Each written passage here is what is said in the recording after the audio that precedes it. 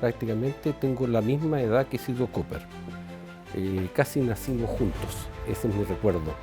Mi padre entró a trabajar en Isidro Copper en los años 60. Desde ahí hasta que se murió trabajó en Isidro Copper. Por lo tanto, prácticamente toda mi niñez, adulto, teenager, lo pasé en torno a Isidro Copper. Es parte como de la casa. Bueno, mi padre, él entró en los años 60. A fines de los 60, él era el gerente general. Los dueños eran Koppers de Estados Unidos, de la compañía, y le tocó vivir toda la etapa del año 70 al 73, que fue muy intensa.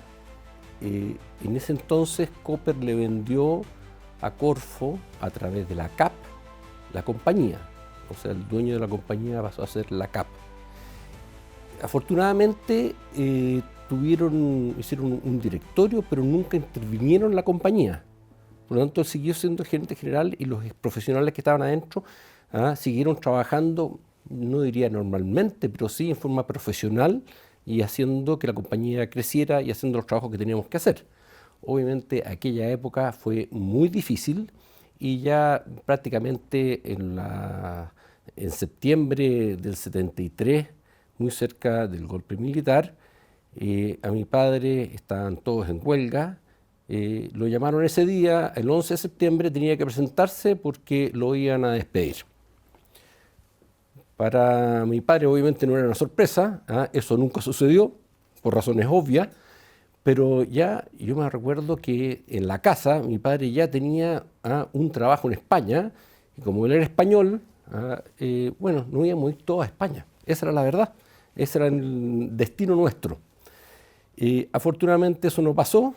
Nada de lo que había planificado para ese día, se significaron otras cosas y la compañía continuó. Y él, como gerente general, en el año 74 lideró y organizó a un grupo de ejecutivos de la compañía para comprarla y comprársela a la CAP. Y así fue como se creó lo que hoy día entendemos Isidro Copper.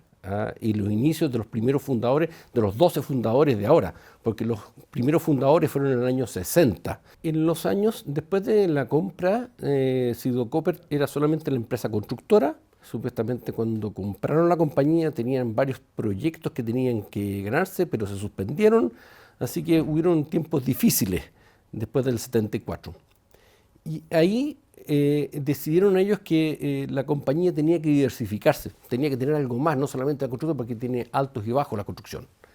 Y nació SKC, importación de maquinaria amarilla y luego maquinaria de otro tipo.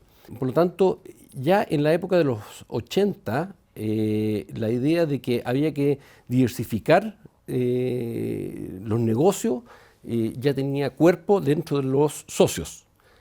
Por lo tanto, en aquella época ya nació ahí la compra de CTI, la distribución de automóviles Fiat, entre otros. Esa fue esa época de los 80. Yo hice mi práctica de ingeniero en ingeniería de construcción, Isidro Copper, que sigue haciendo la matriz. Hice 3 prácticas, hice una práctica en Salvador, hice una práctica en Colbún Machicura, y hice una práctica muy interesante en el tendido de cables submarinos de alta tensión entre el continente y Chiloé. Normalmente las prácticas una dura 15 o 3 semanas, yo las hice 2 de ellas en un mes y medio, un poco más largas, y la otra un mes, así que fueron prácticas largas. Muy interesante, ahí uno va de práctica de todo, de obrero hasta ayudante de ingeniero, hace todas las prácticas correspondientes, desde ordenar plano hasta apernar tuercas. Yo tengo el recuerdo de que Isidro Copper siempre era una empresa de élite, en el sentido de que no era la más barata, pero hacía los trabajos bien hechos.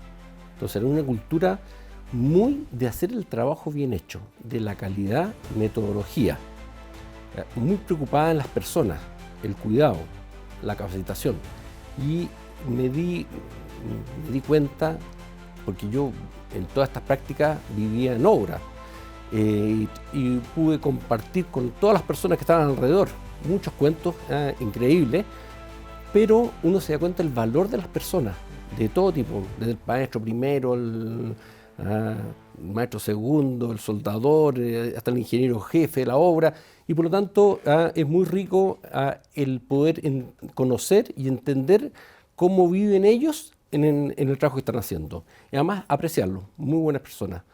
Así que tengo muy buen recuerdo de esas 3 prácticas, digamos, que son de trabajo más bien duro. Yo salí de la universidad y entré, curiosamente, a la CAP, Huachipato, de donde venía Sigdo Copper, donde lo habían comprado. Así que yo trabajé 7 años en Huachipato. No en Huachipato, trabajaba en Santiago, pero viajaba prácticamente todos los meses a Huachipato. Estaba en la parte más bien comercial de Huachipato. Y por lo tanto conocía hay bastante relación, porque nosotros Huachipato le suministraba a la constructora, le suministraba a las barras de hormigón, y a CTI, que entonces ya era del grupo, le vendíamos los laminados en frío. Por lo tanto, alguna relación de donde yo trabajaba con el grupo. En el año 91 finalmente salí de la CAP y entré a Somela, que era del grupo CTI, electrodomésticos pequeños, medianos y pequeños, y ahí entré a ser gerente de finanzas durante 3 años. Luego me fui a gerente de producción por 5 años y exportaciones. Por lo tanto, prácticamente me pasé por toda la compañía. Y así fue como entré al grupo. Posteriormente a eso me fui de los fierros y vender aspiradoras, máquinas de lavar, motores, a vender automóviles. Me fui a lo que llamábamos SK Automotriz en aquella época. SK Automotriz era distribuidora de automóviles. Inicialmente partimos con Fiat en los años 80, pero posteriormente esa unidad creció. Teníamos Chrysler, teníamos Mitsubishi, Daewoo y obviamente Fiat. Y entré a hacerme cargo de las finanzas en aquella oportunidad. Fue una época difícil, crisis asiática, 1999. Yo recuerdo que Naoshi Matsumoto teníamos tanto stock de autos que medía el stock de autos en kilómetros de autos que teníamos. Es decir, decíamos, tenemos desde Santiago hasta La Serena autos, en uno tras otro. Ya fue una época muy, muy difícil. Posterior a la parte de finanzas, al año me tomé la gerencia general de la compañía. Y fue un desafío porque fue salir de un hoyo grande a tener una empresa rentable. Así que fue un desafío muy, muy grande. Así fue como conocimos también a Berger en su oportunidad, una distribuidora de automóviles española. Distribuían Chrysler, Toyota y otras marcas más en España. Y querían invertir en Latinoamérica. Y para SK, si bien es cierto, había creado la parte automotriz, tampoco era el core del negocio, y además habían sido años muy difíciles. Decidieron asociarse y tener una compañía en conjunto. Nosotros teníamos el 40% y ellos el 60%, y se formó SK Berger, distribuidora de automóviles, que después nos expandimos a Perú, Colombia y otras más. Y yo fui su gerente general hasta el año 2007. En la época de la crisis asiática, que me tocó tocarla muy dura, porque creo que el sector que más se afectó fue justamente el tema de los automóviles. Pero el grupo ya había aprendido, desde que era solamente la constructora que partió con SKC para importación de maquinaria, para tratar de poder nivelar, porque la construcción tiene altos y bajos, y tener algo más estable. Ya a esa altura había aprendido. Ya estaba totalmente CTI, FENSA, MAEMSA, Somela, Frimetal en Argentina, estaba ENAEX, estaba Sigdopac, ya, y por lo tanto tenía, digámoslo así, los huevos diversificados en distintos mercados, y que, si bien es cierto, algunos la crisis asiática afectó a todos, unos más que otros. ¿Ah? Toda la parte minera fue mucho más estable, ¿ah? Y hay mercados de exportación que también eran más estables. Por lo tanto, si bien es cierto, hubo problemas en la crisis asiática, creo que la lección aprendida de antes y la diversificación que habían tenido ellos, ¿ah? Ayudó a mantener la estabilidad de la compañía y ayudó mucho a que el problema que teníamos más profundo, que era el tema automotriz, saliéramos adelante. Está lleno, ¿eh? Son muchísimos, así que es difícil hacer una lista porque son muchos. Obviamente los socios fundadores, ¿ah? Que hay algunos ya que han fallecido, ¿ah? Son parte integrante de este grupo selecto de personas que han, Juan Eduardo, que hoy día lidera el grupo, obviamente mi padre cuando le tocó liderarlo a él, pero todos los socios participaron en forma activa en el quehacer. Hay que acordarse que todos ellos eran gente que trabajaba en la compañía, no eran accionistas de afuera, por lo tanto eran bastante activos. Pero así está Juan Maquena en Ingeniería de Construcción, está el grupo Cirilo Córdoba para CTI, muy importante. Pero yo quiero destacar, hay una persona en Ingeniería de Construcción que nunca fue socio, pero a lo mejor pudo haber sido, que es Richard Fuchs, un ingeniero notable, con todos los premios de ingeniería, un ingeniero de esos de ingenieros de verdad, diseñador que trabajó. A él se le debe lo que es en Ingeniería de Construcción la UME, que es una unidad de movimientos especiales, el diseño, y eso era una característica de Ingeniería de Construcción, Sidocopper, que además se traspasó a todas las demás compañías, la capacidad de innovar, la capacidad de preparar a la gente. Y yo creo que él es un factor importante. Yo tuve la fortuna de conocerlo en otro ámbito totalmente distinto del negocio. Él, como buen ingeniero, era un buen diseñador, diseñó 5 catamaranes, y yo me di la fortuna de pasar varios veranos con él navegando esos veleros. El holding, digámoslo así, ya tenía la experiencia automotriz, pero éramos locales, eso era la verdad. Trabajábamos en Chile con las marcas que ya mencioné. La experiencia de Bergé, la cual yo tuve la suerte de ser gerente hasta el 2007, después vino Francisco, que estuvo hasta el 2014, por ahí. Ellos venían a crecer en Latinoamérica y no quedarse solamente en Chile. Y por lo tanto, fue una experiencia de crecimiento en la región. Crecimos más todavía en Chile, crecimos en Perú, en Colombia, Bolivia, Argentina. Y eso también nos abrió a un mundo distinto. Fuimos los primeros que trajimos los autos chinos en Chile. Los primeros autos chinos que llegaron a Chile los trajimos nosotros. Y era la marca Chery, que sigue andando aquí hoy día en Chile. Por lo tanto, fue una experiencia de negocios internacional enorme. En el caso mío particular, que me recorrí casi el mundo entero, entre China, India, todo donde había fabricantes de automóviles que era posible poderlos representar en esta región. Así que fue una experiencia de conocimiento del mundo externo enorme. Y entrar en otros mercados que nosotros habíamos entrado, pero en forma más tímida. Solamente teníamos en aquel tiempo, en los años 90, 2000 ya, teníamos Ingeniería de Construcción, Perú, y en Sigdopax habíamos hecho una inversión en una planta en Argentina y teníamos Frimetal con CTI.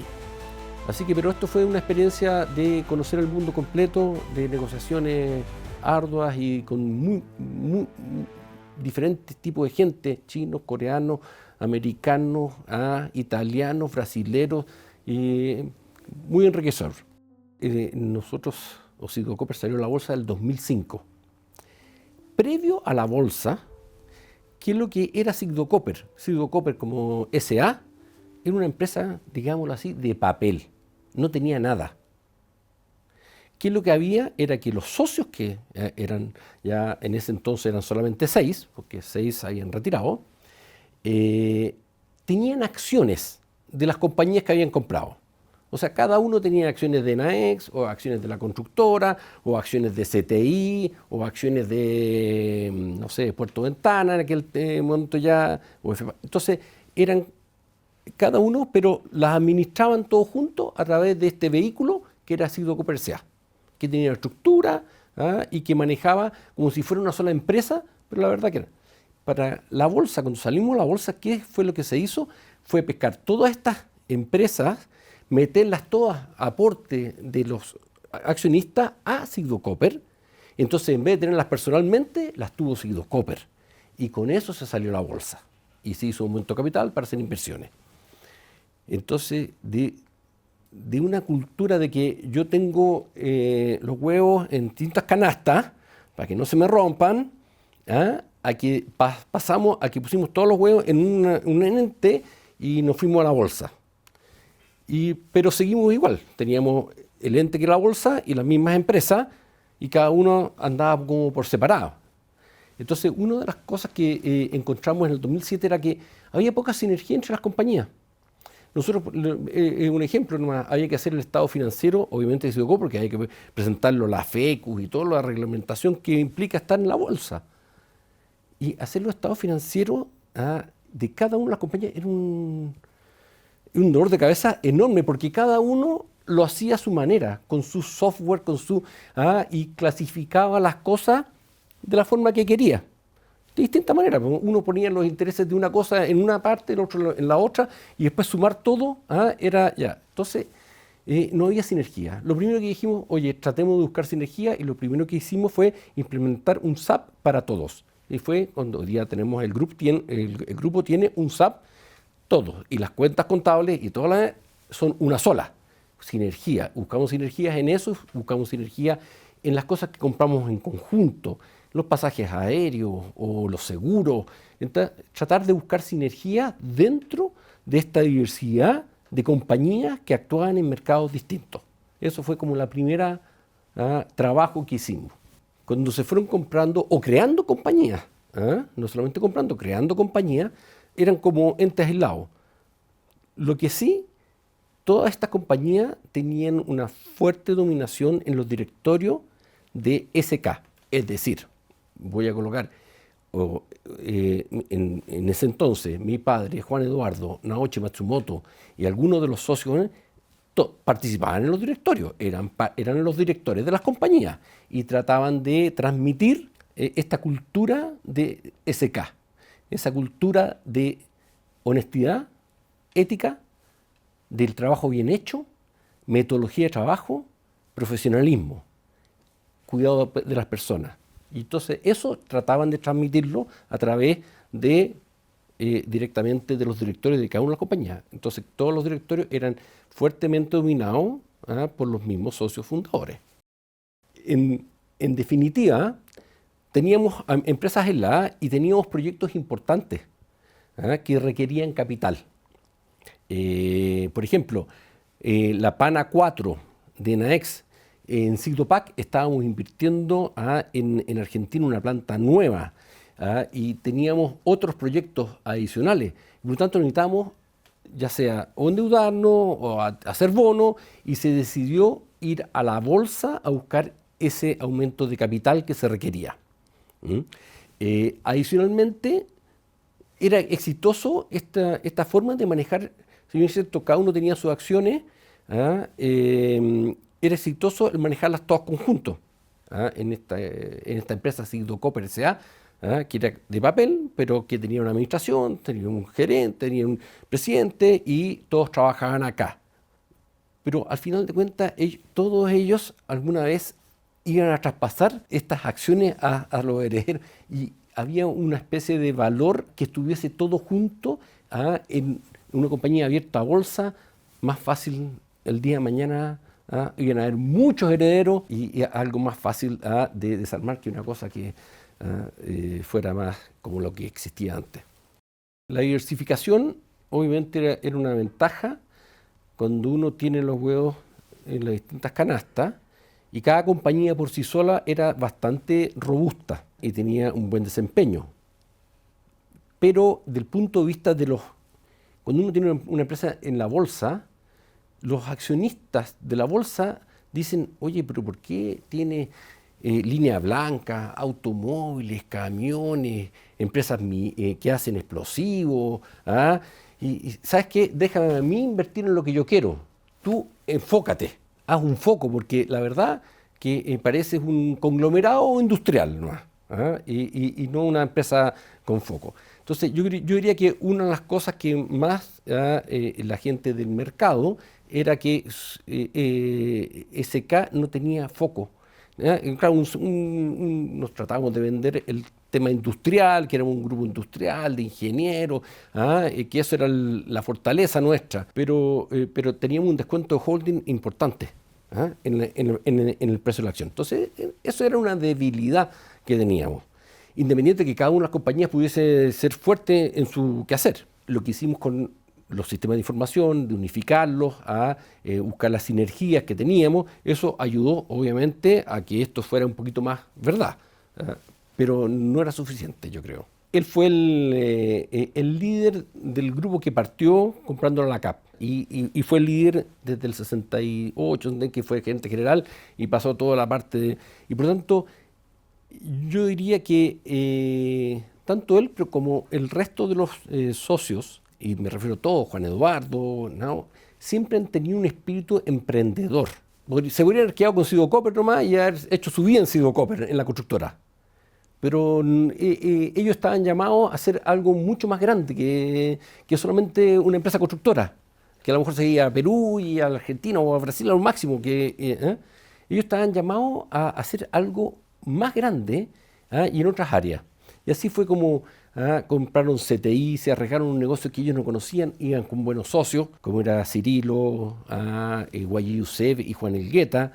Después fueron y compraron Enaex. A mi padre siempre, como era ingeniero químico, siempre había fascinado tener una empresa química, pero entonces tuvo Enaex. Y después llegó Sigdopac, después llegó Puerto Ventana, FEPASA, los autos.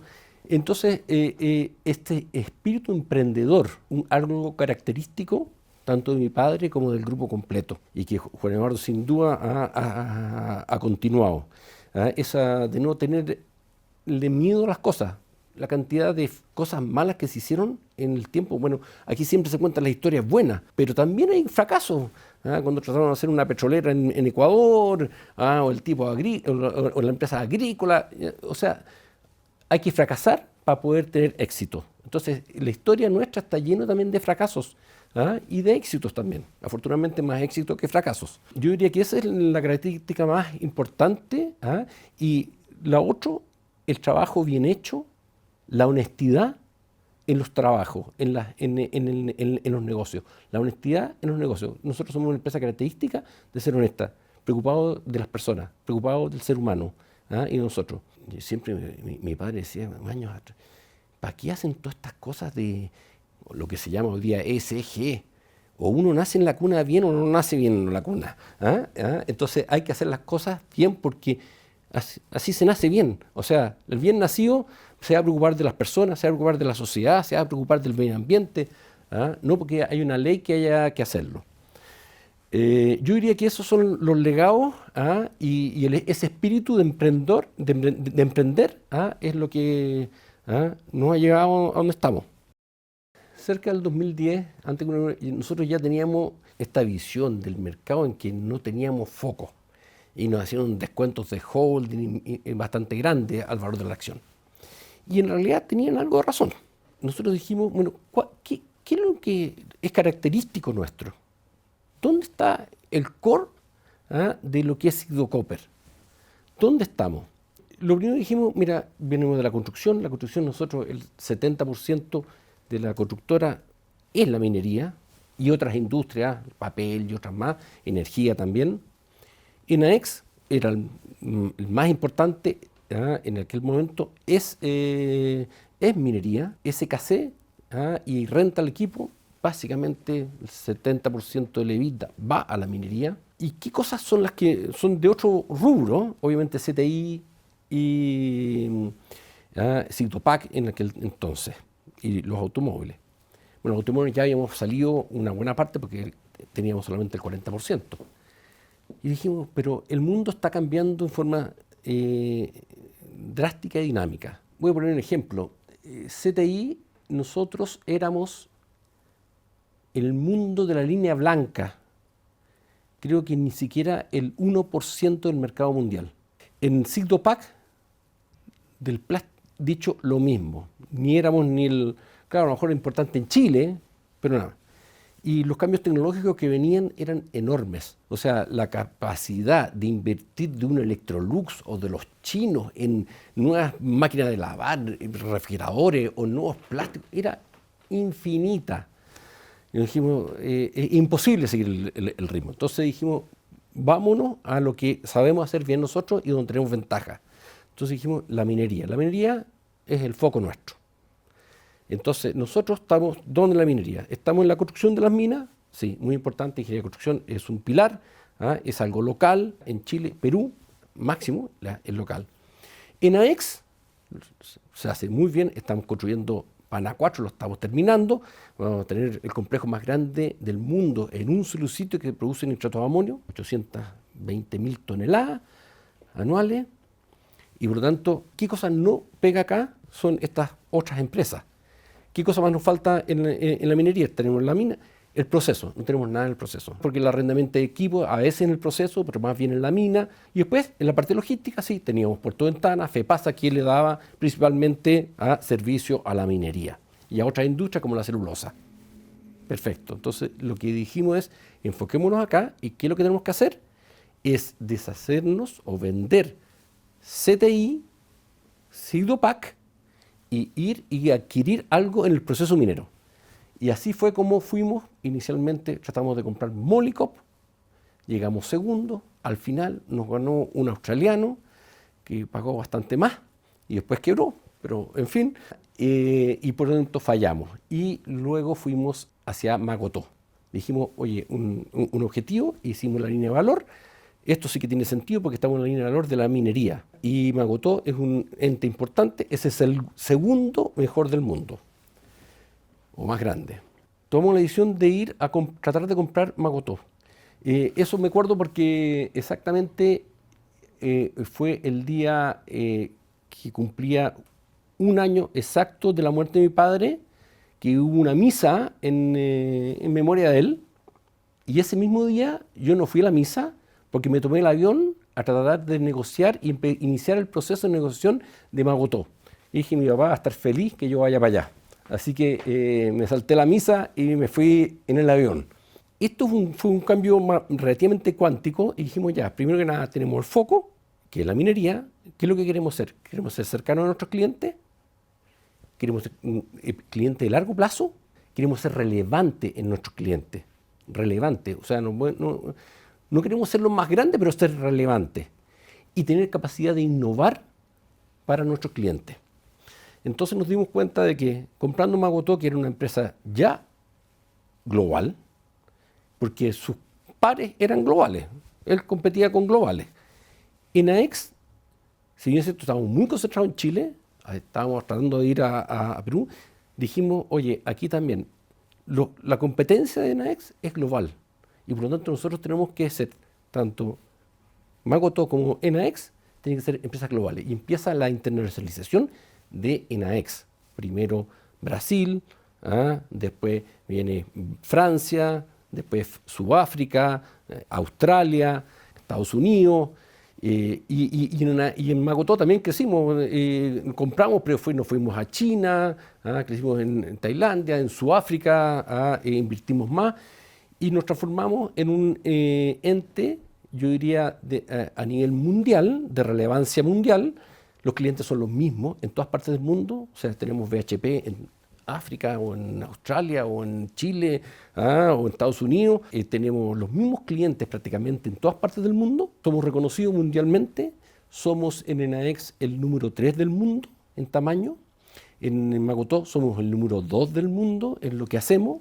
Y por lo tanto tenemos un músculo para poder estar cercanos a nuestros clientes, ser relevantes para ellos y poder invertir en innovación para darles mayor valor a nuestro trabajo y a nuestros clientes. Y entonces esa fue la internalización. En las otras compañías que tenemos, ingeniería de construcción es una competencia mucho más local, máximo regional, puedes ir a Perú o a Brasil, pero no mucho más. Y en el campo de FEPASA es una competencia netamente local. Entonces somos relevantes, pero localmente. Y en Puerto Ventana también somos relevantes localmente, porque en Puerto Ventana somos referencia número 1 en la quinta región, y hoy día nos estamos yendo a la bahía de Mejillones para ser el número 1 en Mejillones. Pero localmente, entonces somos relevantes donde participamos. Para nuestros clientes somos importantes, podemos invertir y ser un socio estratégico para ellos. Yo diría que esa fue la visión y ese es el camino que hemos seguido hasta hoy día. SK Codelius, una empresa tecnológica para el desarrollo de la minería también. Un desafío de llevar la cultura nuestra ha sido hacia afuera. O sea, cuando compramos Magotó, que fue de una sola vez, 3.000 personas repartidas en el mundo, desde China, Tailandia, India, Sudáfrica, Europa, Estados Unidos, Canadá, México, Brasil, ha sido un desafío. No digo que no lo hemos terminado, sigue siendo un desafío, pero obviamente hemos dado pasos importantes y grandes. Los directorios son parte de eso, que en el caso de NAEX fuimos comprando de a poco, avanzando más de a uno. Entonces ha sido un poco más, no digo que fácil, pero un poquito más fácil que tomarlo de una sola vez todos juntos. Me tocó viajar mucho, traté de estar en todos los lugares que habían plantas. Creo que me conozco todas las plantas, todos los lugares, hasta la gente, y yo creo que eso transmite a las personas el estar allá y tratar de transmitir los valores. No solamente a través del directorio, porque no se puede, hay que estar con la gente en vivo, en terreno. Entonces me dediqué mucho a eso, y no solamente yo, sino que parte de la organización del holding, los directorios de Magotó eran directorios en muchas partes del mundo, siempre. 3, o eran en Sudáfrica, o en Tailandia, o en Estados Unidos, siempre nos fuimos turnando para tratar de transmitir estos valores. Y obviamente a través de la administración. Hoy día también hemos colocado administraciones de gente de la cultura nuestra en los lugares. Así que eso ha sido difícil. Ahora, afortunadamente, de lo que hemos logrado es que en todas partes hay una transmisión de los valores de ética, trabajo bien hecho, metodología, profesionalismo. Eso creo que está bastante logrado. De repente nos falta toda la parte más de responsabilidad social, que aquí somos muy fuertes, también la llevamos afuera. En algunas partes lo hacemos mejor que en otras, pero a lo mejor un desafío es poder llevar todo este desafío a nivel social. Ambiental sí lo hacemos, porque las leyes nos obligan también, pero aparte de eso, en la cultura de la parte ambiental, por el tipo de industria que tenemos nosotros, es bastante fuerte en todas partes. Pero yo creo que ahí todavía en el resto del mundo tenemos desafíos muy grandes. En empresas como éramos en aquel tiempo, por ejemplo, CDI, menos del 1% del mercado mundial, tienes pocas posibilidades de ser innovador realmente comparado con los gigantes que hay allá. Cuando hemos logrado ser relevantes a nivel mundial, en el caso de NAEX y Magotó, somos relevantes a nivel mundial. Y por lo tanto, la innovación ha sido un motor siempre de Sido Copper. Sido Copper, ingeniería de construcción, fue innovador en la UME, esa unidad de movimiento especial, pero también innovador en capacitación. Fue la primera empresa, y hasta el día de hoy reconocía, que capacitamos más trabajadores en el área de construcción, pero por lejos, y partimos sin necesidad de que nadie nos exigiera. Por lo tanto, siempre hemos tenido esa capacidad de innovar. Y en algunas de las compañías que también compramos, hay harta innovación. En el caso de Magotó, ya ellos de por sí son innovadores. En el caso de NAEX, ha hecho una innovación en Chile, afuera, pero también David Bifford, que es parte del grupo NAEX, siempre ha sido una empresa innovadora. Por lo tanto, también cuando adquirimos gente con innovación. Nos fuimos a empresas que fueran innovadoras también. Porque al final de cuentas la diferencia que hacemos entre un competidor y el otro está ahí. No necesariamente tenemos que ser los más grandes, no nos interesa ser los más grandes, nos interesa ser los mejores, los más innovadores y con mayor valor agregado a nuestros clientes.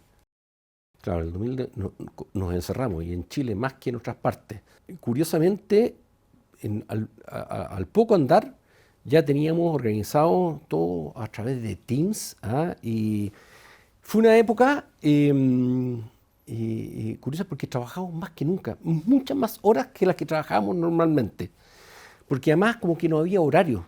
Entonces teníamos reuniones y reuniones, y qué tenemos que hacer acá y alrededor de todo el mundo, porque no solamente era en Chile, era en todas partes. Por lo tanto, se armaron equipos de trabajo a través de reuniones virtuales en forma importante.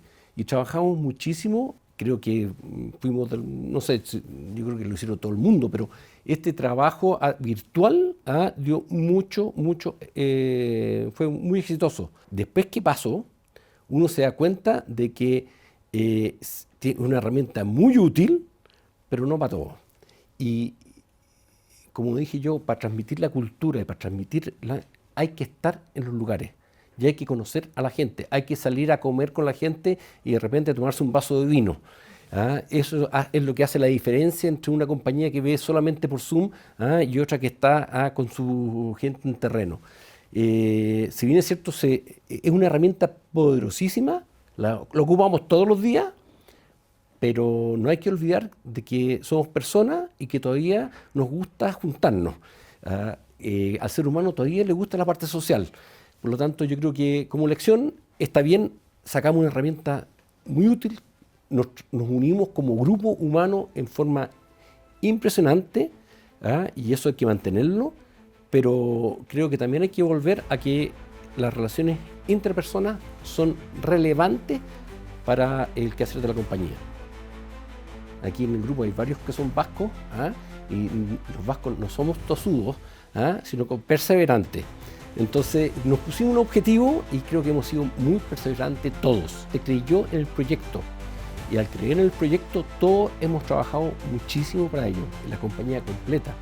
Todos pensamos que este camino era el correcto que estábamos haciendo y había que ponerle mucho trabajo y mucho esfuerzo. Así que el trabajo de toda la gente ha sido fundamental y el trabajo en conjunto, o sea, cada uno en su cosa. Porque si no es como el cuerpo, las células son casi iguales una que la otra, pero uno está en el hígado, la otra en la piel, y cada uno tiene que hacer su pega bien, porque si hay uno que lo hace mal, y lo hace muy mal, nos podemos morir todos. Por lo tanto, este cuerpo y este trabajo en conjunto y liderazgo, obviamente Juan Leonardo ha sido un motor de esto, y la creencia es que todos nosotros pensamos que estamos haciendo lo correcto. Eso es importante. Y la diferencia entre una compañía y otra son los seres humanos, no son otra cosa, somos nosotros mismos.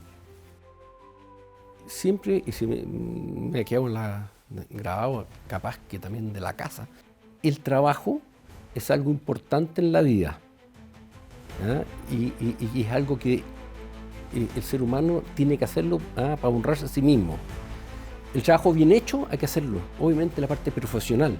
Pero lo otro importante es que estamos dentro de una comunidad y hay que estar unidos y en conjunto con esa comunidad. No sacamos nada trabajando solos, nos necesitamos todos nosotros y eso es algo fundamental. Pucha, la forma de trabajar ha cambiado porque teníamos internet, ahora tenemos el Team, el Zoom, esas cosas que no existían. Todo era, o sea, la velocidad con que pasan las cosas es enorme. Enorme. O sea, hoy día no nos podemos quedar dormidos porque el del lado y nuestra competencia está corriendo junto con nosotros. Y ahora viene la inteligencia artificial. Ya no sabemos si el que está corriendo es una máquina o es una empresa, pero tenemos que estar adelante.